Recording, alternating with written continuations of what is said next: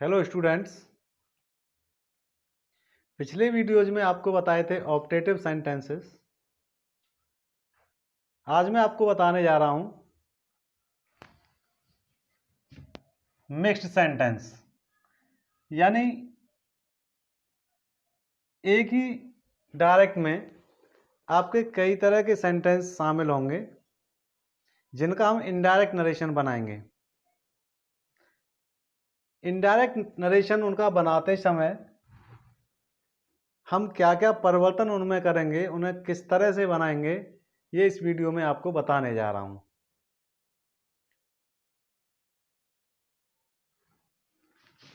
तो मिक्स्ड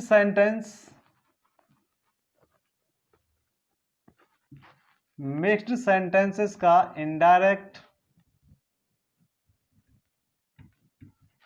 बनाना आज इस वीडियो में हम सीखेंगे। आपके लिए बहुत आवश्यक है। एग्जाम की दृष्टि से कई बार मिक्स्ड सेंटेंस आते हैं और बच्चे उनमें ये सोच करके चकरा जाते हैं कि इनको हम कैसे बनाएंगे, ये तो बहुत लंबा हो गया। तो दोस्तों, इसमें घबराने की कोई बात नहीं है। आप उसको यही मान लें कि ये बहुत लंबा नहीं हुआ है और उसके छोटे छोटे टुकड़े करके, जैसा मैं आपको इस वीडियो में बताने जा रहा हूँ, उसका इनडायरेक्ट बना लें और बाकी फिर उसे बनाने के बाद आप उसको जोड़ दें। तो जो मिक्स्ड सेंटेंस होंगे उनमें आपके हर प्रकार का सेंटेंस आ जाएगा, जैसे असरेटिव आ गया, इम्परेटिव आ गया, इंटेरोगेटिव आ गया, कभी एक्सक्लेमेटरी आ गया, और वो सेंटेंस आपका क्रम से चलता रहेगा। तो जैसे जैसे हमारा सेंटेंस आगे बढ़ेगा उसी प्रकार से हम उसमें रिपोर्टिंग वर्ब को भी बदलते जाएंगे। तो मैं आपको ये बताने जा रहा हूं अभी। तो दोस्तों, मैं आपके लिए रोजाना एक वीडियो डाल रहा हूं। आपको डेली अपना नया वीडियो प्राप्त करने के लिए आप चैनल को सब्सक्राइब करें, लाइक करें। तो मिक्स्ड सेंटेंस का इनडायरेक्ट आप किस तरह से बनाएंगे, जैसे मान लो डायरेक्ट नरेशन है, he said, comma inverted comma, why are you beeping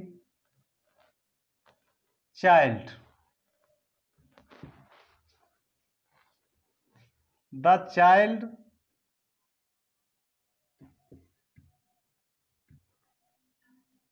said to me,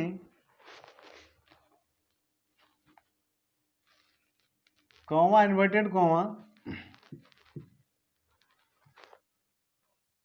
I am hungry.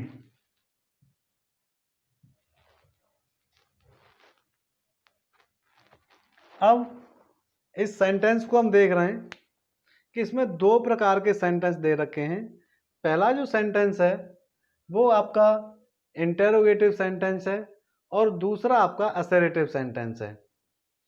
तो अब इनको हम बनाएंगे। इनडायरेक्ट बनाने के लिए हमें दोनों ही नियम लागू कर देने हैं। तो इंटेरोगेटिव सेंटेंस में हम क्या करते हैं, सैड को आस्क्ड में बदलते हैं, ही आस्क्ड वाई। अब यहां पर जो चाइल्ड है ये वोकेटिव केस में है। जब कोई नाउन आपका वोकेटिव केस में होता है तो उसे हम रिपोर्टिंग वर्ब का ऑब्जेक्ट बना लेते हैं। तो he asked the child why he was beeping, why he was beeping. अब यहां जो हमारा सेंटेंस आया आगे, वो आ गया आपका असर्टिव सेंटेंस। आगे लिख देंगे the child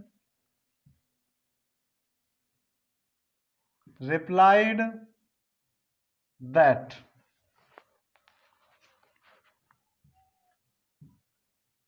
he was hungry. यहां हमने कुछ नहीं किया, केवल यहां रिपोर्टिंग वर्ब को रिप्लाइड इसलिए ले लिया क्योंकि वो बच्चा है, उस क्वेश्चन का को रिप्लाई कर रहा है कि भाई वो भूखा है, इसलिए वो रो रहा है। तो यहाँ जो वोकेटिव केस का जो भी सब्जेक्ट होता है, वोकेटिव केस का जो नाउन होगा उसे रिपोर्टिंग वर्ब का ऑब्जेक्ट बना लेते हैं। इसको हमने यहाँ से उठा करके यहाँ ले लिया रिपोर्टिंग वर्ब में, और बाकी सेंटेंस हमारा इंटेरोगेटिव हो गया, जैसा कि आप पहले बना चुके हैं। अब दूसरे तरह का हम सेंटेंस देखते हैं। He said to me, comma inverted comma,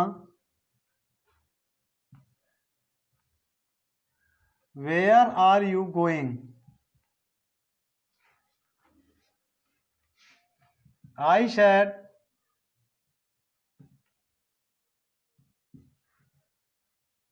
I am going to see the cinema. Will you go with me?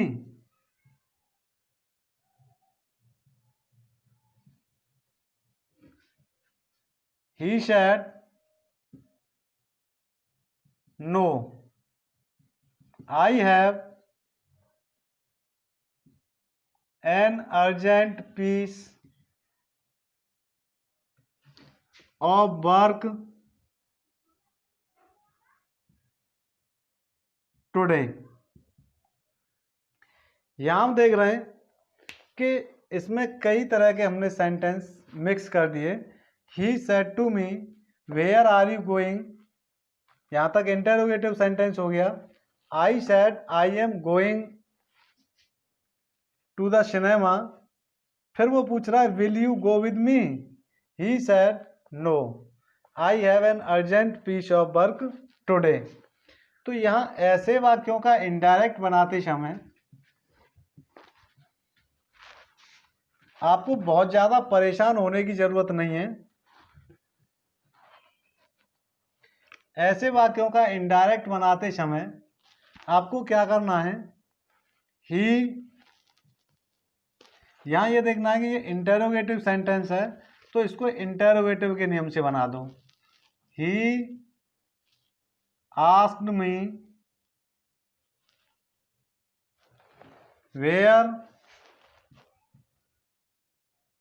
I was going. अब मैंने क्या जवाब दिया उसको, I am going to see the cinema. बोले सिनेमा देखने जा रहा हूं भाई। तो आपको क्या करना है इसमें, I replied that I was going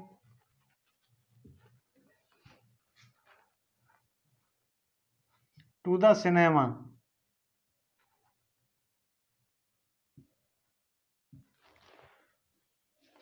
and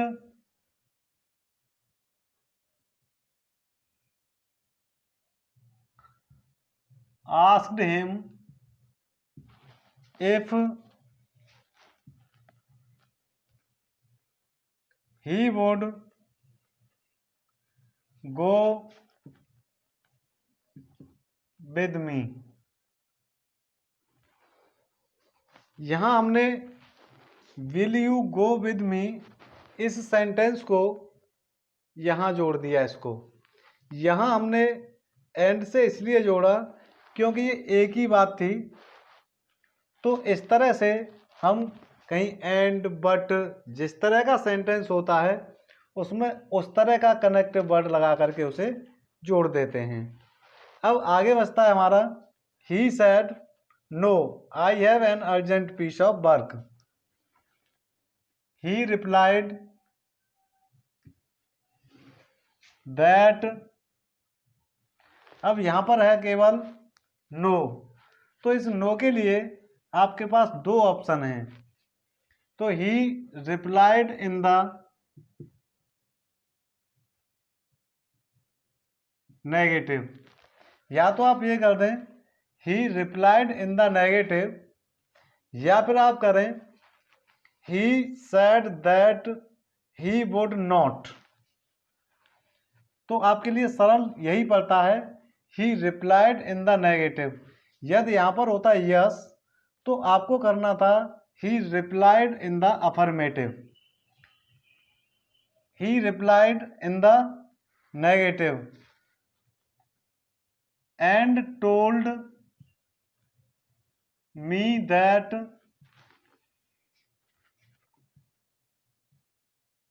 he had an urgent piece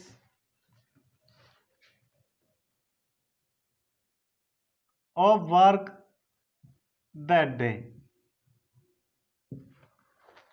तो यहां हमने देखा कि किस तरह से हम मिक्स्ड जो सेंटेंस होते हैं किस तरह से उन्हें डायरेक्ट से इनडायरेक्ट बना देते हैं। तो बहुत जाहिर सी बात है कि आपको जो पहले जो आप पीछे के वीडियोस में जो नियम सीख चुके हैं उन सभी नियमों को आपको यहाँ अप्लाई करना है। यहाँ थोड़ी सी सोचने की बात यह है कि यहाँ कुछ शब्द एक्स्ट्रा आपको लगाने पड़ते हैं सेंटेंस को जोड़ने के लिए। जैसे हमने यहाँ पर एंड लगा दिया। नो का मैंने आपको बता ही दिया कि जब नो है केवल तो आपको रिप्लाइड इन द नेगेटिव में आंसर देना है, और यदि यहाँ पर यश होता तो आपको रिप्लाइड इन द अफर्मेटिव में आंसर देना है। तो इस तरह से आप मिक्स्ड सेंटेंसेस का बड़ी आसानी से आप इनडायरेक्ट बना सकते हैं। नोट कर लें आप लोग, इसे आप नोट कर लेंगे तो आपके पास में कुछ एग्जाम्पल बचेंगे जिनकी सहायता से आप आगे के सेंटेंस बना सकते हैं। अब मैं आपको कुछ और सेंटेंस इस तरह के दे रहा हूं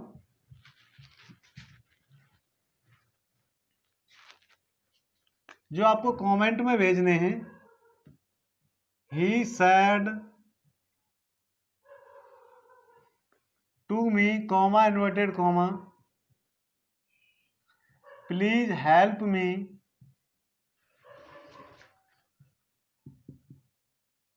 इन this matter.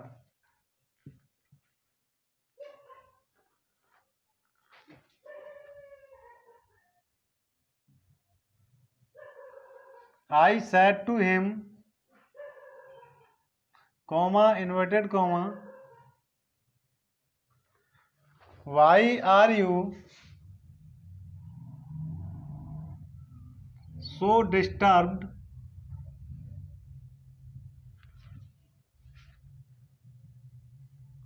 I am your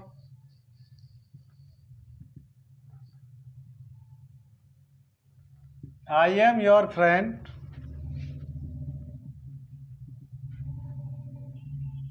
I will help you.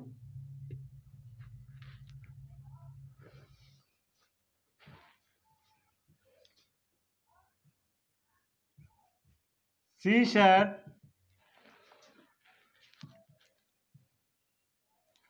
do you learn your lesson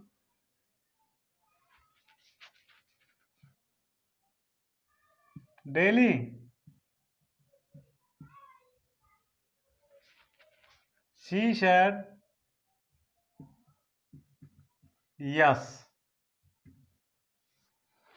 ये दो सेंटेंसेस मैं आपको दे रहा हूं, आपको ये मुझे कमेंट में भेजने हैं। अब जो नेक्स्ट वीडियो में डालूंगा आपके लिए उसमें डालूंगा कुछ स्पेशल टाइप्स